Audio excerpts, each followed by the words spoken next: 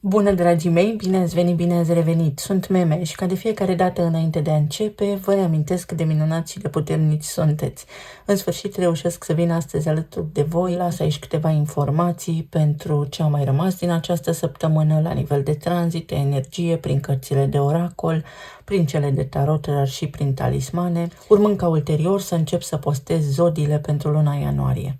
Sper să fiți înțelegători și să aveți răbdare, este perioada sărbătorilor de iarnă și, așa cum bine știți, în fiecare casă femeia este în centrul atenției. Nu pentru că vrea, ci pentru că trebuie să se ocupe de multe lucruri deodată. Ce avem noi de făcut în perioada următoare? Dar înainte de toate vă mulțumesc pentru toate experiențele frumoase pe care le-am trăit împreună în acest an. Vă doresc ca și anul următor să fie unul care să vă împlinească, să vă puteți însănătoși, să puteți să rezolvați tot ceea ce vă frământă în aceste momente, să vă găsiți liniștea, dragostea, banii de care aveți nevoie, să faceți tot ceea ce vă este util în această viață, să investiți inteligent, să vă dezvoltați, să faceți absolut tot ceea ce vă doriți voi. Până atunci vă doresc sărbători liniștite tuturor, să fiți bine, alături de cine vă doriți voi, alături de familiile voastre și nu în ultimul rând să vă găsiți liniștea și bucuria, pentru că asta contează cu adevărat, sănătatea, bucuria, liniștea. Principalul tranzit din această săptămână este faptul că Venus, zeița frumuseții și a iubirii,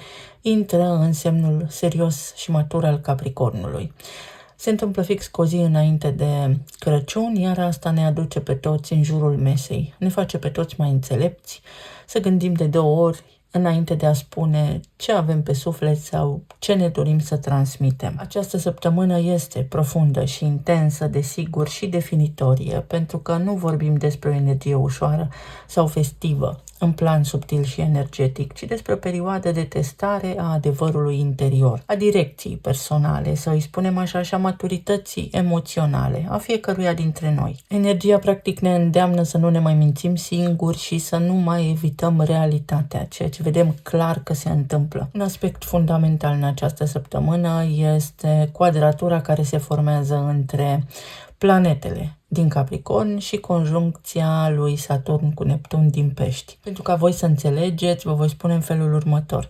Planetele sunt acum în trenuleț, iar locomotiva acestui trenuleț va fi această conjuncție Saturn și Neptun, care din anul ce urmează va porni pe o nouă direcție și ne va duce pe toți într-o altă gară. Neptun vrea să viseze, dizolvă tot ceea ce atinge, iar Saturn, desigur, cere structură. Împreună aceste două planete, Saturn și Neptun, ne spun doar visul care poate fi susținut și în realitate va supraviețui. Și să știți că această conjuncție în acest moment primește influențe din mai multe direcții. În primul rând primește influență de la Soare, de la Venus și de la Marte din Capricorn, cu care, deja v-am spus, formează un aspect tensionat. Iar asta se poate explica precum urmează: un conflict direct între realitatea dură și idealurile sau emoțiile noastre.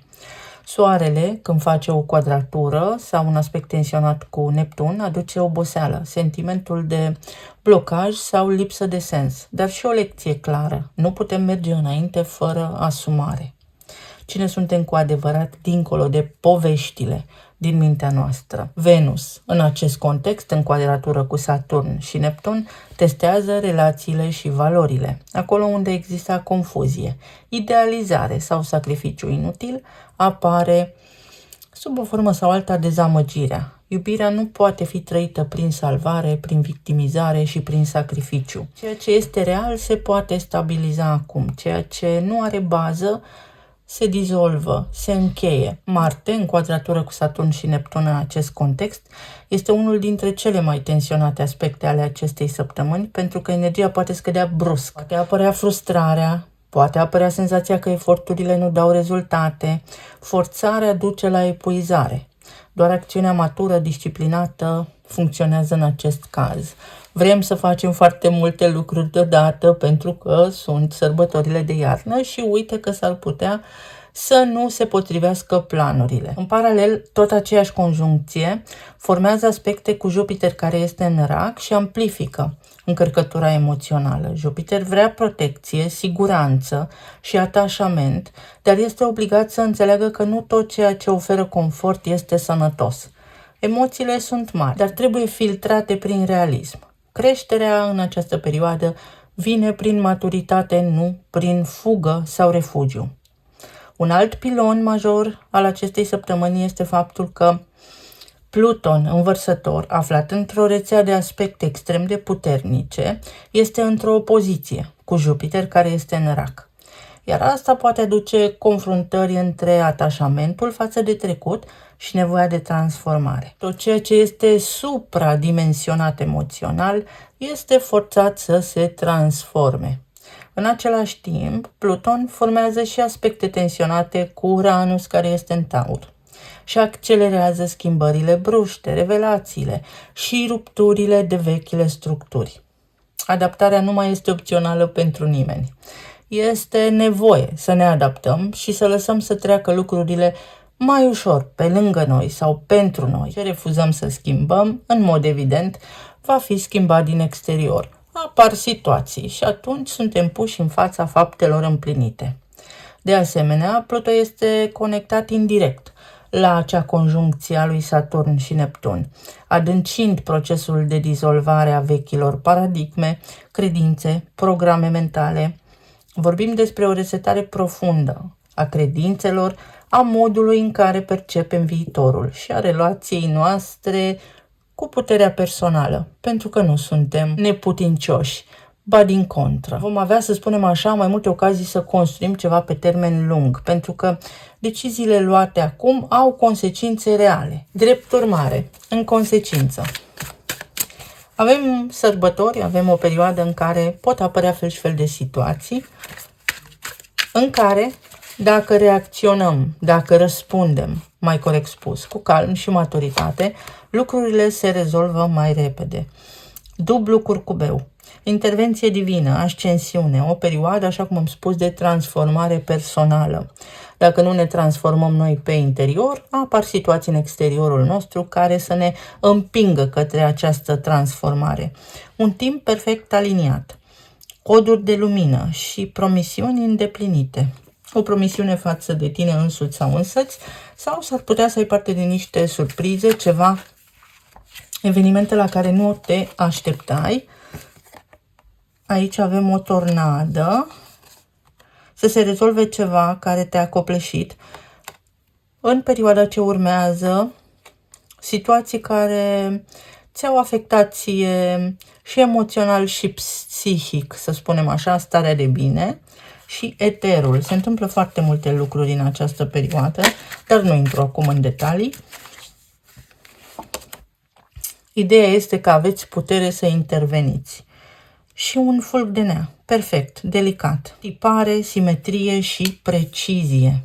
Pentru unii dintre voi s-ar putea să se repete la nesfârșit niște situații sau să aveți acum oportunitatea să identificați niște tipare mai vechi, să apară niște discuții mai vechi sau același cadru, același context de fiecare dată, însă acum aveți și oportunitatea să spargeți acele tipare și să vă rescrieți harta vieții și vinul. Să nu ne îmbătăm cu apă rece, stabilitate, ceva ce vă doriți voi cere muncă, efort, răbdare și disciplină. Chestiuni care implică familia, dar sunt lucruri fine, alchimie, situații care se pot vindeca, situații care se pot transforma sau idei care vă pot apărea în minte acum, care pot fi implementate, pot fi concretizate prin muncă, disciplină, maturitate și răbdare, să nu uităm de răbdare. Să vedem, așa rapid cât îmi permite timpul, relații, plan material și emoțional.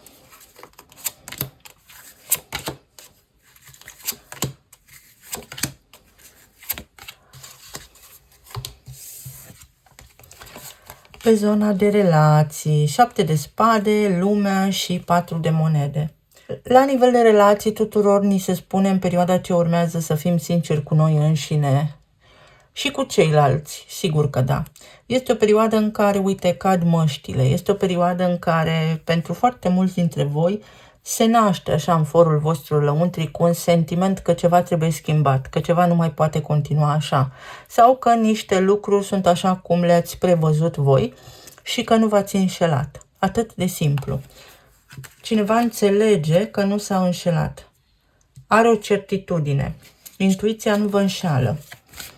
Sunt și momente foarte bune, prielnice de altfel, pentru ca acolo unde este nevoie, adevărul să iasă la suprafață. Ori direct, ori subtil. Să vedem 7 de spade ce spune. 6 de spade, un pas înapoi. Cândva ați simțit niște lucruri și acum unii dintre voi puteți conștientiza că nu v-ați înșelat. Pe de altă parte, unii dintre voi simțiți că nu trebuie să vă mai autosabotați. Faceți prea multe lucruri și prea puțin primiți la schimb. Poate fi și asta. În acest sens, trebuie să schimbați ceva. Ori nu mai dați atât de mult, ori semnalați această problemă în cuplu, în relație, tocmai pentru ca respectiva provocare să fie corectată. 4 de monede. Este clarificat de 10 de monede. Chestiuni care implică familia. Un pas înapoi, o mutare. Nu trebuie să te identifici cu nimeni. Este o chestiune legată de identitate și de apartenență. Tu ești tu și restul lumii este restul lumii. Suntem unici și originali.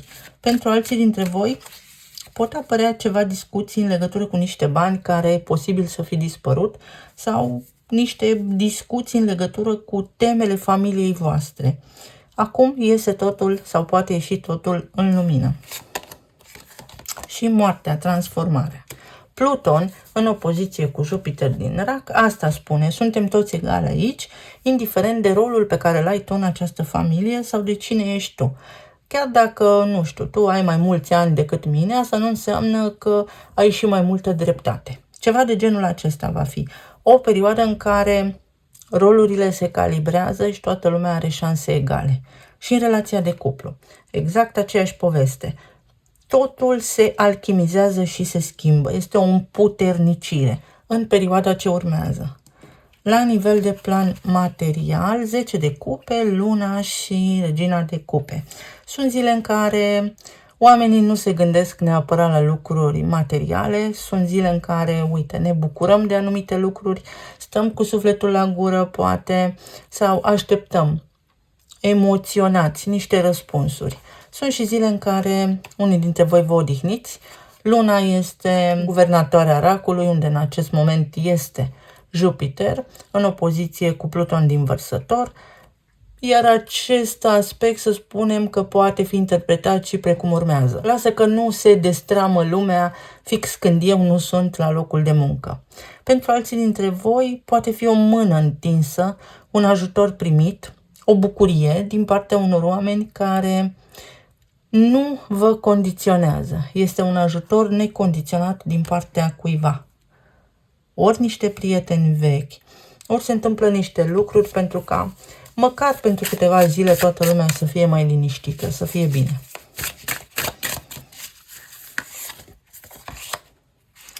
Șase de bâte. Sunt zile de bucurie, sunt zile în care aveți ce pune pe masă, sunt zile în care tot ceea ce contează în acest moment este sentimentul acesta de liniște și de pace interioară și toată lumea se strânge în jurul mesei, fiecare cu ce are mai bun, fiecare cu ce poate oferi.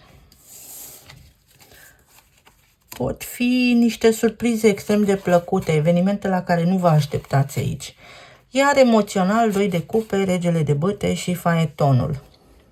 Foarte frumos. Pentru unii dintre voi sunt evenimente pe care nu le puteți anticipa, oameni care vă surprind plăcut, oameni de la care nu v-ați fi așteptat la anumite lucruri. Pentru unii dintre voi sunt vizite spontane. Ori voi vizitați pe cineva spontan, ori este o vizită spontană pe care o primiți din partea cuiva, dar vă încântă. Este ca și când totul se așează în pagină, aliniat perfect, cu punct și virgulă. La nivel de sănătate, încercați să vă bucurați mai mult, încercați să vă controlați gândurile și să nu puneți presiune pe voi și pe afecțiunile medicale pe care le aveți. Încercați să vă deconectați de la egregorul boală pentru a putea să permiteți corpului să se regenereze mai ușor. Este progres aici, este o perioadă în care foarte mulți dintre voi, foarte mulți dintre noi ne putem face planuri coerente, mature, lucide și cu mult discernământ, pentru că aceste planuri pot fi concretizate, materializate foarte, foarte ușor. Mai ales în perioada celor 12 nopți. În ezoterism este perioada care sărbătorește cele 12 nopți magice.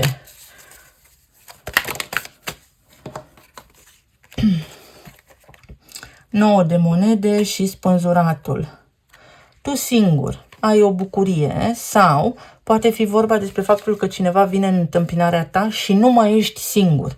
Se întâmplă niște lucruri și uite că nu rămâi singur de sărbători. Se întâmplă ceva, te vezi cu cineva și petreci și tu frumos așa cum îți dorești.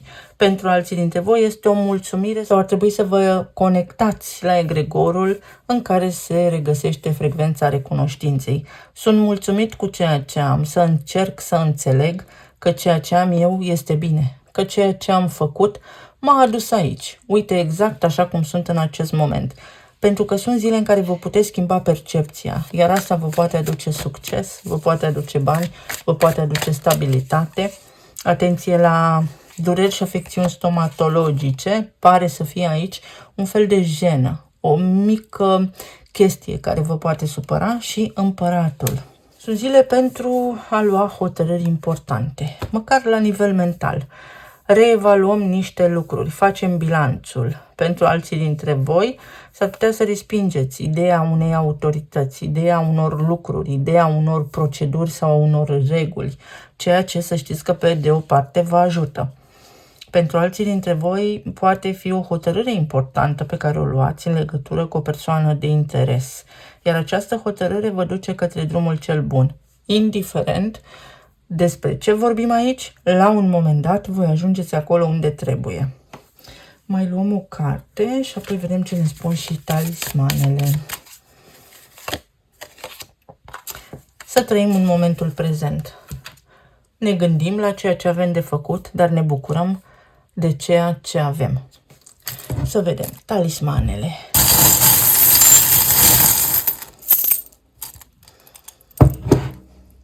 Nu vă mai stresați pentru că până la urmă lucrurile se rezolvă.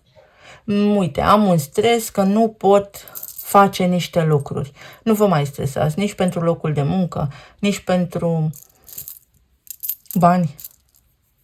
Pentru că aici sunt și bani, se echilibrează situația, se corectează și o acțiune în instanță și o acțiune legală, ceva ce implică niște axe, niște taxe, niște impozite, un refund, se întorc niște bani la voi sau primiți un răspuns.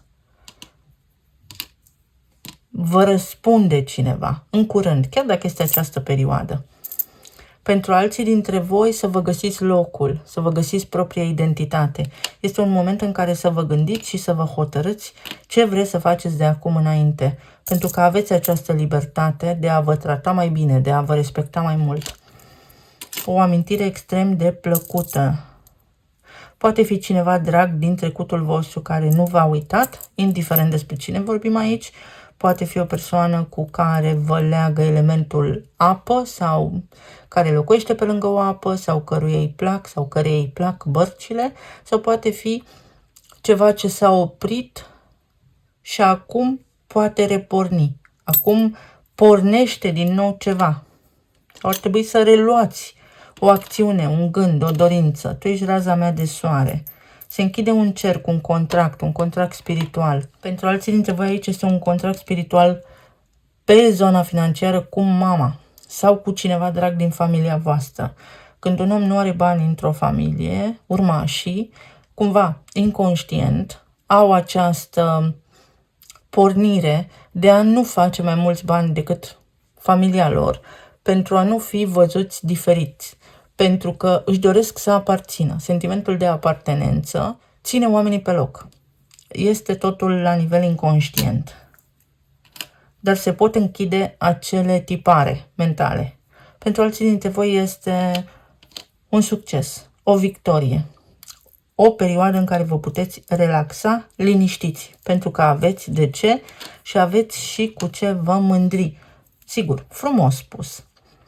Alții dintre voi reparați ceva. Ori vă vedeți cu niște prieteni, ori se repară ceva, relația, se repară o situație acolo unde cineva a fost imatur.